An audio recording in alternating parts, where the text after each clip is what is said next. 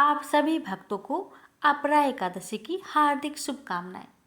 भक्तों, आज आप सभी श्रवण करेंगे अपरा 11 की व्रत कथा, एकादशी माता की व्रत कथा, जिनका स्मरण मात्र से जीवन में शुभता आती है। आज हम सुनेंगे एकादशी व्रत की पावन कथा और अंत में मिलकर आरती करेंगे। माता की यह कथा हमारे जीवन को धर्म, भक्ति और सद्कर्म की राह दिखाती है। तो चलिए माता की इस अलौकिक कथा का श्रवण करते हैं पूरी श्रद्धा से। प्रेम से बोलिए एकादशी माता की जय। प्राचीन समय की बात है। सतयुग में मुर नामक दानव रहता था।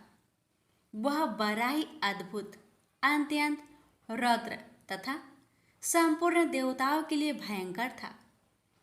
उस काल रूपधारी दुरात्मा महासुर ने इंद्र को भी जीत लिया था।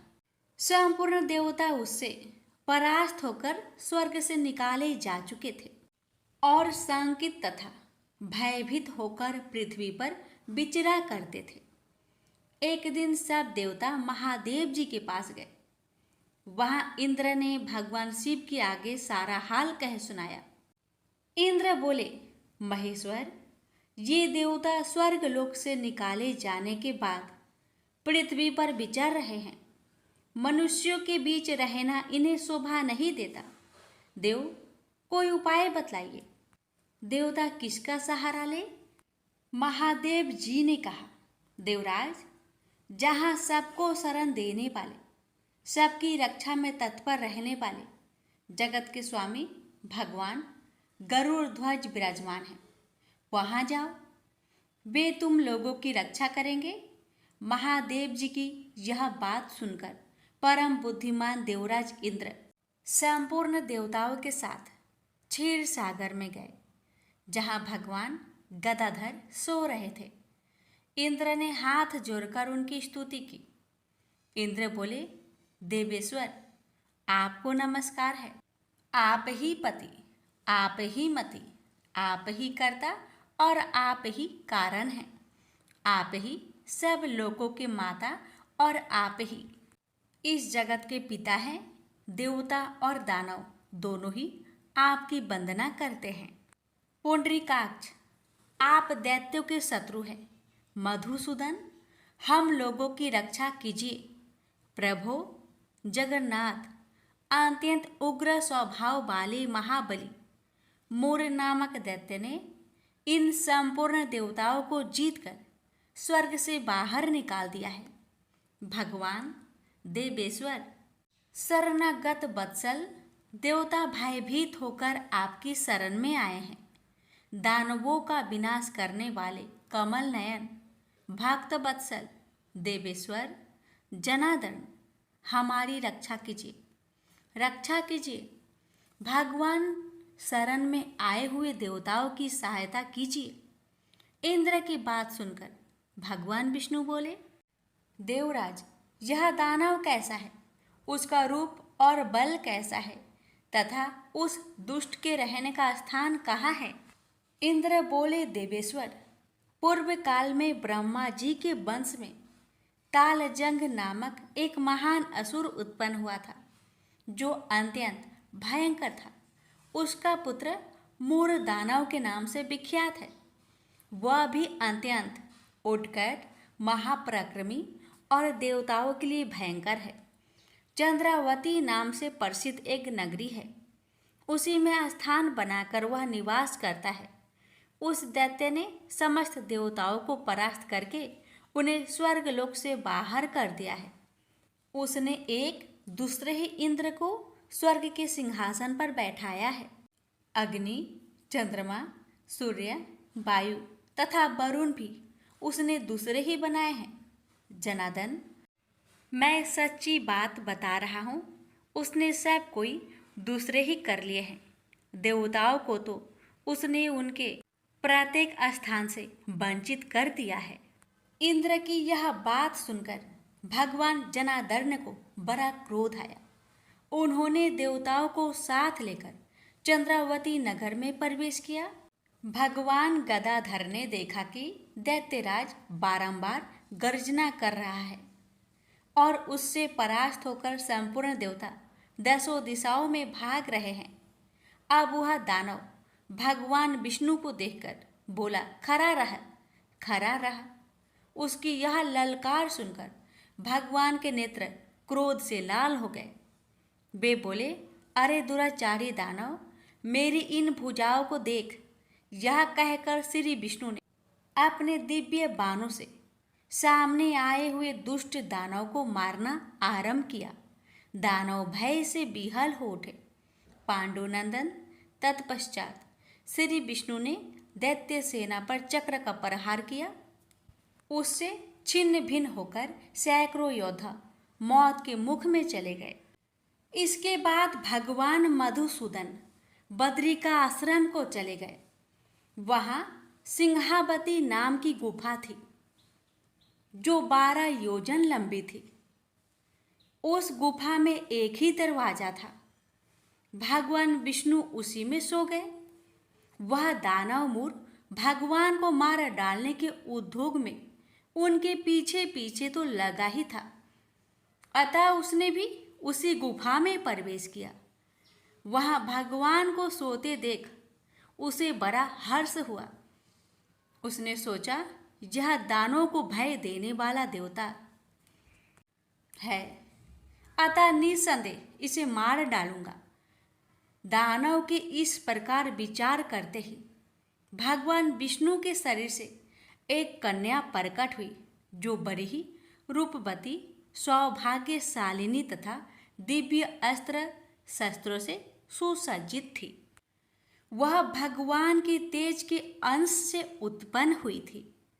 उसका बल और पराक्रम महान था। दानवराज मुर ने उस कन्या को देखा। कन्या ने युद्ध का विचार करके दानव के साथ युद्ध के लिए याचना की। युद्ध छिड़ गया। कन्या सब प्रकार की युद्ध कला में निपुण थी। वह मोर नामक महान असुर उसके हुक्कार मात्रा से राख का ढेर हो गया। दानव के मारे जाने पर भगवान जाग उठे।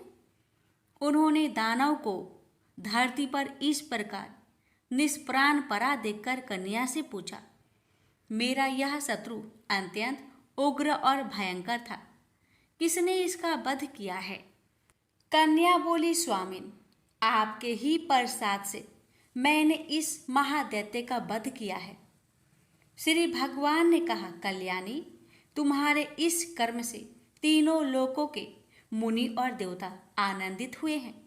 अतः तुम्हारे मन में जैसी इच्छा हो उसके अनुसार मुझसे कोई वर मांग लो। देव दुर्लभ होने पर भी वह वर मैं तुम्हें दूंगा, इसमें तनिक भी संदेह नहीं है। वह कन्या साक्षात एकादशी ही थी। उसने कहा, प्रभु, यदि आप प्रसन्न हैं तो मैं आपकी कृपा से सब तीर्थों में प्रधान, समस्त विघ्नों का नाश करने वाली तथा सब प्रकार की सिद्धि देने वाली देवी हूँ। जनार्दन, जो लोग आप में भक्ति रखते हुए मेरे दिन को उपवास करेंगे उन्हें सब प्रकार की सिद्धि प्राप्त हो। माधव, जो लोग उपवास, नक्त भोजन अथवा एक भुक्त करके मेरे व्रत का पालन करें उन्हें आप धन, धर्म और मोक्ष प्रदान कीजिए। श्री विष्णु बोले, कल्याणी, तुम जो कुछ कहती हो वह सब पूर्ण होगा। प्रेम से बोलिए, एकादशी माता की जय। एक लड़का सूट बूट पहनकर अपने ससुराल पत्नी को लेने जा रहा था। रास्ते में एक गाय कीचड़ में फंसी हुई थी। वह लड़के से कहने लगी कि बेटा, मैं कीचड़ में फंसी हूँ, मुझे हाथ देकर बाहर निकालो। वह कहने लगा, नहीं नहीं, यदि मैं कीचड़ में हाथ डालूंगा तो मेरे कपड़े गंदे हो जाएंगे। मुझे तो अपनी पत्नी को लेने ससुराल जाना है।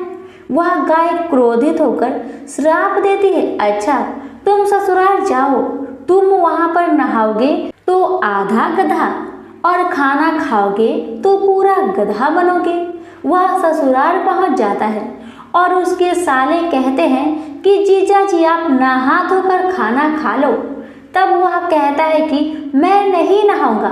तब वह कहते हैं, ठीक है आप खाना खा लो। तब वह खाने से भी इनकार कर देता है। सब परेशान हो जाते हैं, जीजा ऐसा क्यों कर रहे हैं, ना तो नहा रहे हैं ना ही खाना खा रहे हैं। तब उसकी पत्नी कहती है कि आप क्यों नहीं नहाते या खाते हो।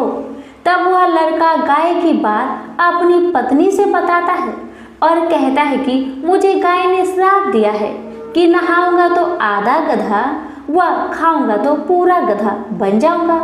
तब पत्नी कहती है कि कोई बात नहीं, आप नहा लीजिए व कुछ खा लीजिए, मैं वचन देती हूँ कि मैं आपका साथ दूंगी। तब वह लड़का अपनी पत्नी की बात सुनकर नहाने के लिए तैयार हो जाता है और खाने बैठता है तो पूरा गधा बन जाता है।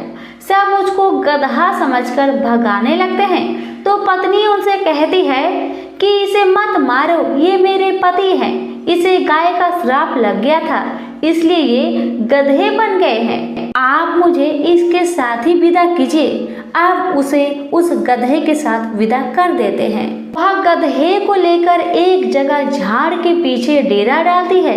दिन भर मेहनत मजूरी करती है और 12 आना गधे पर खर्च करती है और 4 आने खुद पर खर्च करती है और बोझ गधे पर न डालकर खुद ढोती है।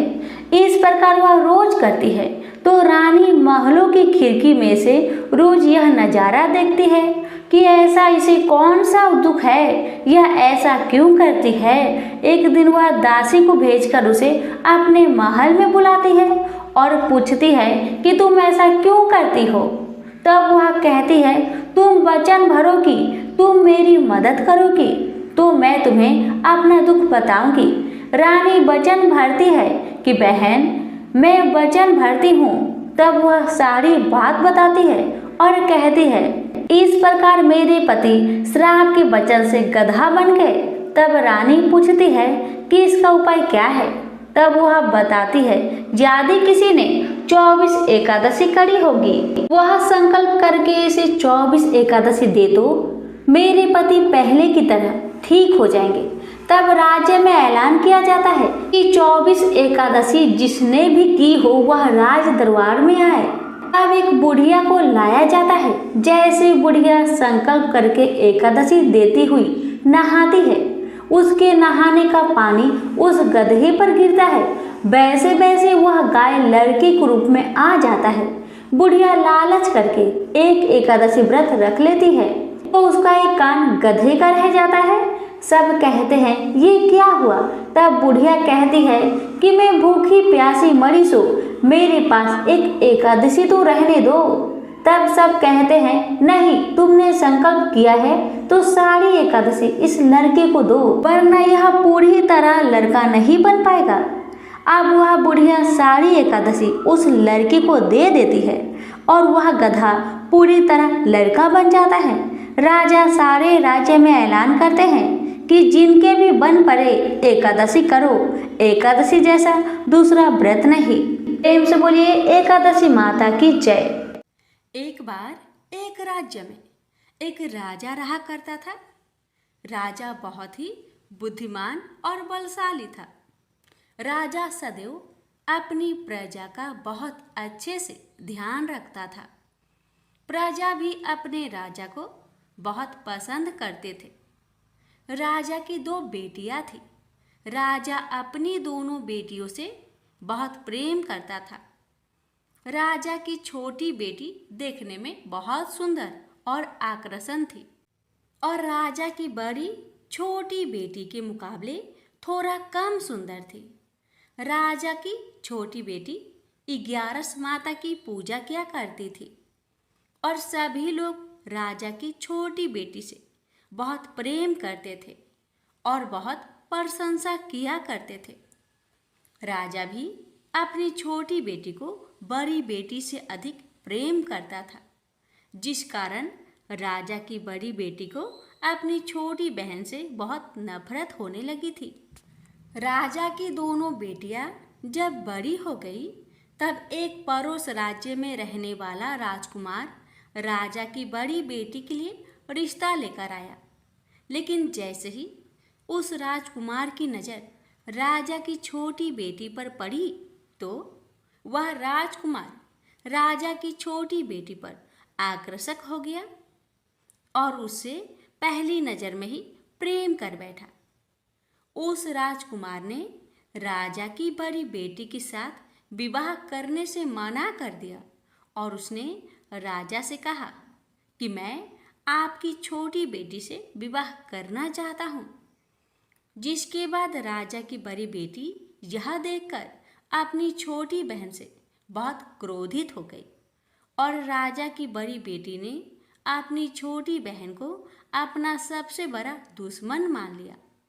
राजा की बड़ी बेटी ने अपनी छोटी बहन से बदला लेने का निर्णय लिया, जिसके लिए उसने अपनी छोटी बहन को जान से मारने का प्लान बनाया।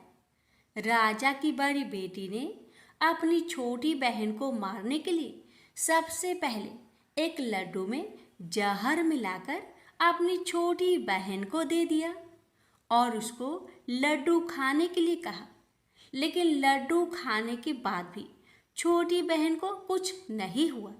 बड़ी बहन यह देखकर बहुत आश्चर्यचकित हो गई, लेकिन बड़ी बहन ने हार नहीं मानी और उसने जब रात में छोटी बहन अपने कमरे में सो रही थी तब एक मटके में सांप रखकर उस कमरे में छोड़ दिया। लेकिन सांप भी छोटी बहन का कुछ नहीं कर पाया, जिसके बाद बड़ी बहन ने अपनी छोटी बहन से कहा कि चलो हम लोग कुएं में से पानी भरकर लाते हैं। जिसके लिए वह अपनी छोटी बहन को पानी भरने के बहाने कुएं के पास ले गई और उसने अपनी छोटी बहन को कुएं में धक्का दे दिया। लेकिन छोटी बहन को तब भी कुछ नहीं हुआ, क्योंकि हर बार 11 माता उसकी रक्षा कर रही थी और उधर बड़ी बहन अपने सारे प्रयासों के बाद असफल हो रही थी, जिससे वह बहुत क्रोधित होती जा रही थी। फिर उसने अपनी छोटी बहन के पास जाकर उससे खुद ही पूछा कि मेरी छोटी बहन, तुमको पता है भगवान ने सबकी मृत्यु एक निश्चित समय पर लिखी हुई है और कैसे तुम्हारी मृत्यु होगी, क्या यह तुम जानती हो? तब छोटी बहन ने अपनी बड़ी बहन को बताया कि हाँ, मैं तो जानती हूँ मेरी मृत्यु कैसे होगी।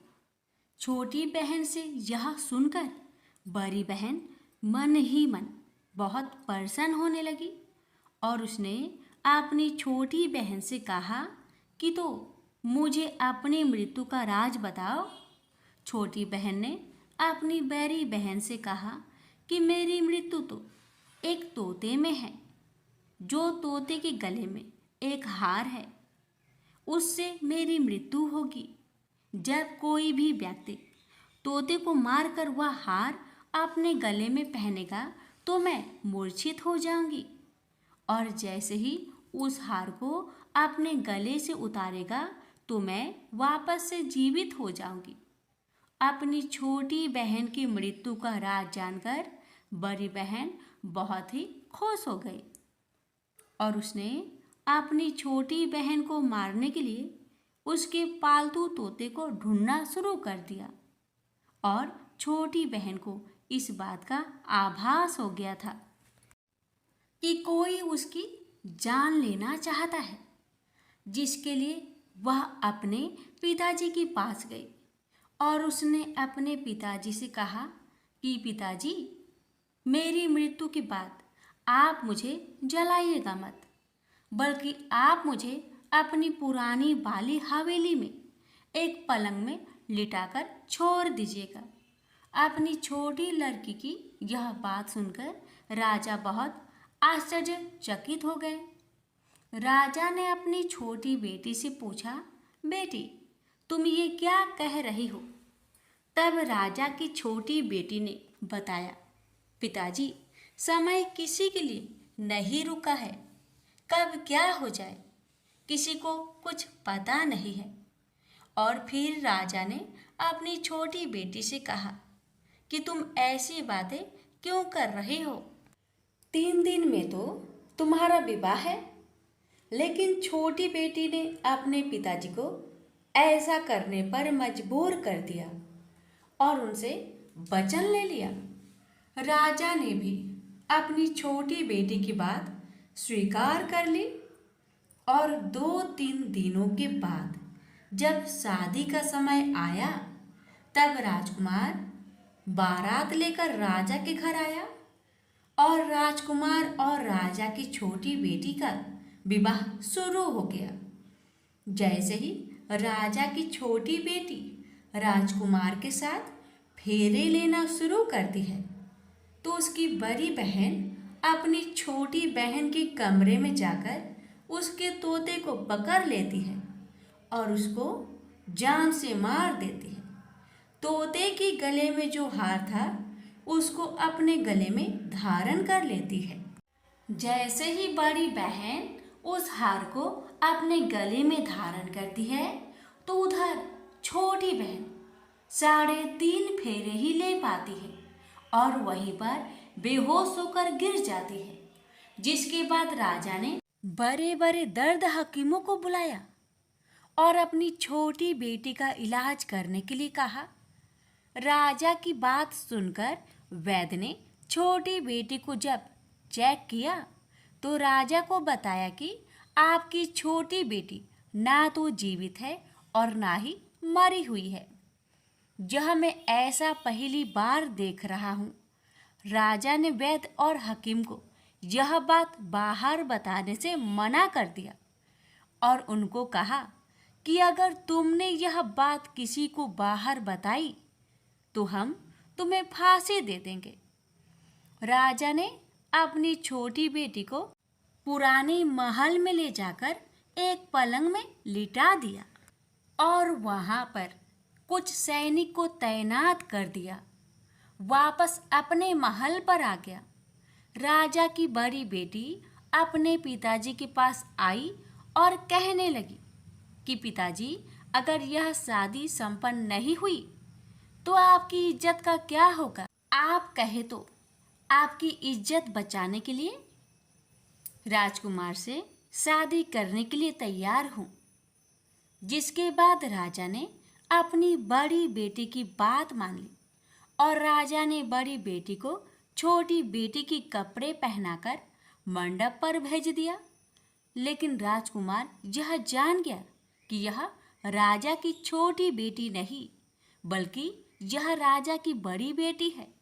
लेकिन जब राजकुमार ने शादी करने से मना किया तो सभी लोगों ने राजकुमार को विवश करके राजा की बड़ी बेटी से बचे हुए फेरे को संपन्न करा दिया और विवाह करवा दिया। जिसके बाद राजकुमार राजा की बड़ी बेटी को अपने महल ले गया। राजकुमार राजा की बड़ी बेटी से ना तो बात करता था, न ही उसको पसंद करता था और ना ही उसके आसपास भटकता था।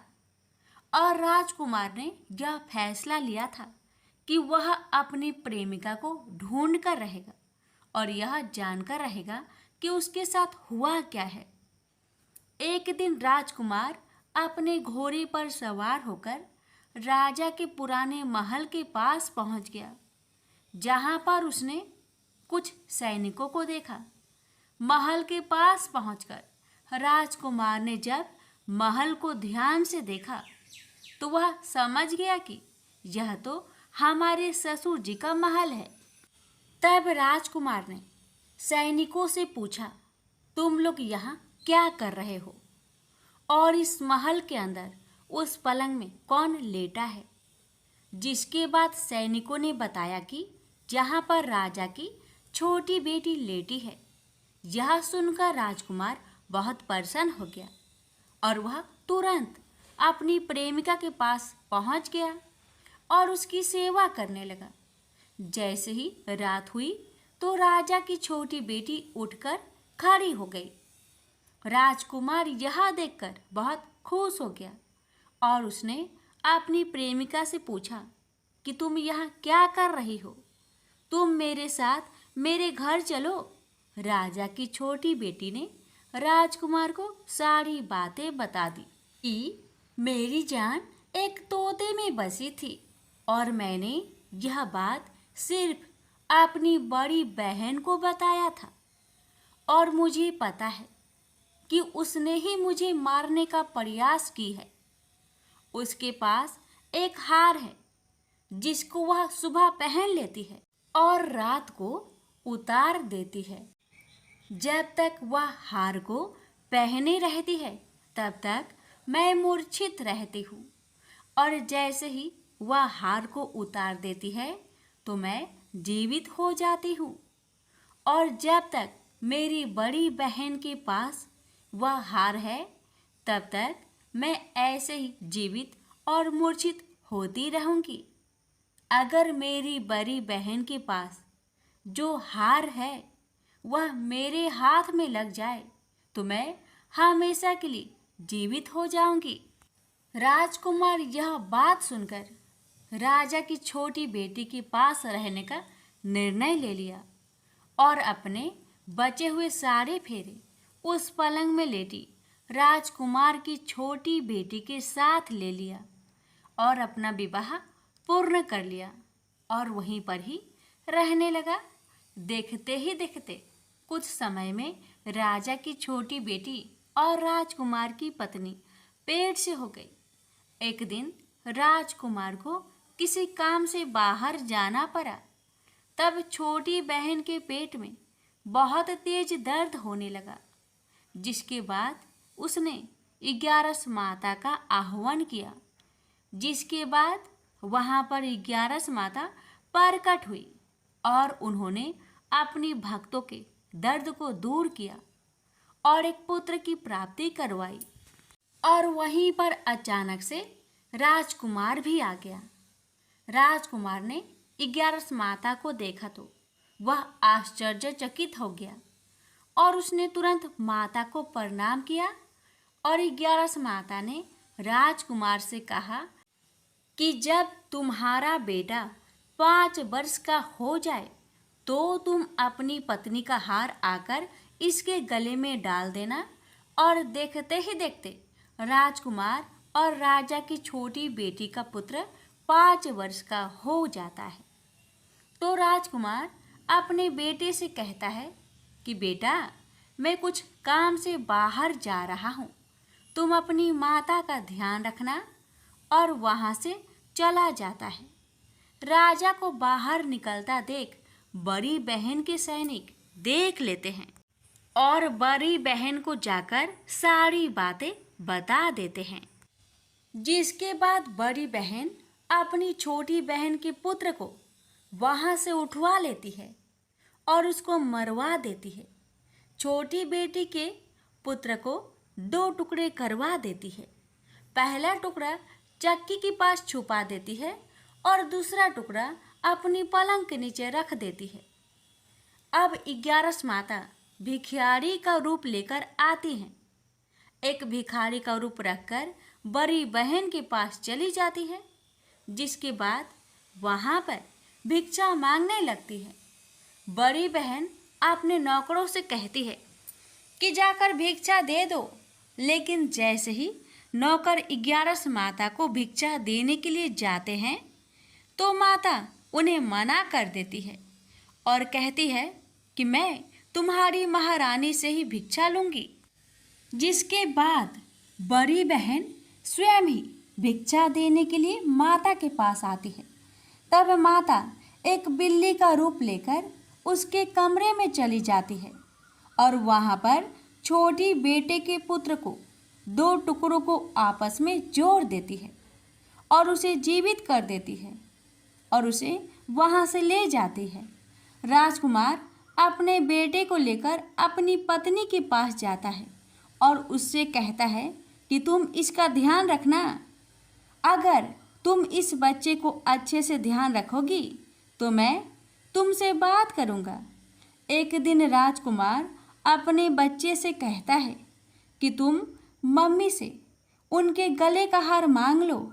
जिसके बाद राजकुमार का लड़का अपनी मम्मी के पास जाता है और कहता है कि मम्मी मुझे तुम्हारा हार चाहिए जो तुमने गले में पहन रखा है। यह सुनकर पहले तो बड़ी बहन बहुत क्रोधित होती है, पर उसको यह याद आता है कि राजकुमार ने कहा था कि अगर मैं इस बच्चे का ध्यान अच्छे से रखूंगी तो वह मुझसे बात करेंगे, जिसके कारण वह हार को उस बच्चे को दे देती है और वह तुरंत हार ले जाकर अपने पिताजी को दे देता है। और तभी राजकुमार अपने बेटे को लेकर वहाँ से जाने लगता है और अपनी पत्नी से कहता है कि तुम हमारे लिए खाना बनाकर रखना, मैं शाम को आकर तुम्हारे साथ खाऊंगा। और वह अपने बेटे को लेकर वहाँ से चला जाता है। जिसके बाद वह राजा के पास जाता है और उसको सारी बातें बता देता है। राजा अपनी बड़ी बेटी की यह करतूत सुनकर बहुत क्रोधित होते हैं और अपनी परवरिश पर ही दोष देने लगते हैं और राजकुमार को अपनी छोटी बेटी के साथ रहने के लिए आदेश देते हैं। ग्यारस माता ने जैसी कृपा छोटी बेटी पर की, वैसी ही कृपा अपने सभी भक्तों पर करना, हर कष्टों को दूर करना। प्रेम से बोलिए एकादशी माता की जय। इस कथा को हर एकादशी व्रत कथा के साथ जरूर सुनना चाहिए। इससे लक्ष्मी नारायण एकादशी माता की विशेष कृपा प्राप्त होती है। प्रेम से बोलिए लक्ष्मी नारायण की जय, एकादशी माता की जय। ओम जय एकादशी, जय एकादशी, जय एकादशी माता। विष्णु पूजा व्रत को धारण कर शक्ति मुक्ति पाता। ओम जय एकादशी माता, तेरे नाम गिनाऊं देवी, भक्ति प्रदान करने। गण गौरव की देनी माता, शास्त्रों में बरनी।